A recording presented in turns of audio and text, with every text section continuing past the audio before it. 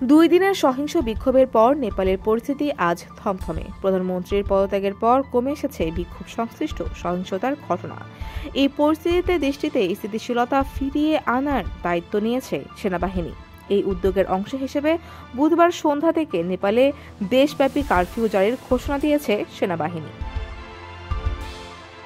এই তথ্য জানিয়েছে নেপালের সংবাদ মাধ্যম কাঠমান্ডু পোস্ট ও বার্তা সংস্থা AFP।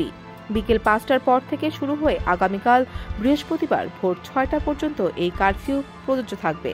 প্রয়োজনে এর মেয়াদ বাড়ানো হতে পারে। সকাল থেকে কাঠমান্ডু সহ নেপালের বিভিন্ন অংশে সেনাদের টহল দিতে দেখা গেছে। বিভিন্ন জায়গায় অস্থায়ী তল্লাশি চৌকি বসানো হয়েছে।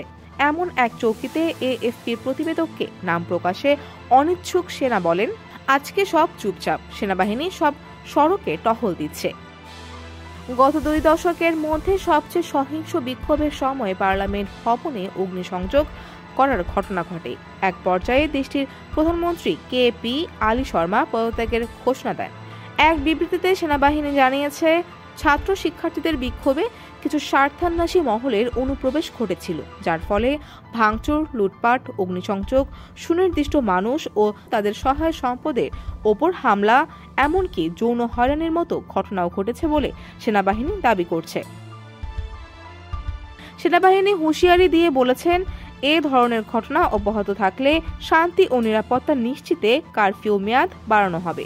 দেশে স্থিতিশীলতা ফিরিয়ে আনতে সাধারণ জনগণের সহযোগিতামূলক মনোভাবের প্রতি কৃতজ্ঞতা প্রকাশ করে সেনাবাহিনী বিক্ষোভ চলাকালীন সময়ে প্রাণহানি ও সম্পদের ক্ষয়ক্ষতির জন্য শোক প্রকাশ করে। তারা জনমানুষকে বিক্ষোভ পরবর্তী সময়ে অপরাধ দমনে সমর্থন জুগিয়ে যেতে আহ্বান জানায়। বিবৃতি মতে, কারফিউর সময় জরুরি সেবা ও নিত্য পণ্যের সরবরাহ বিঘ্নিত হবে না।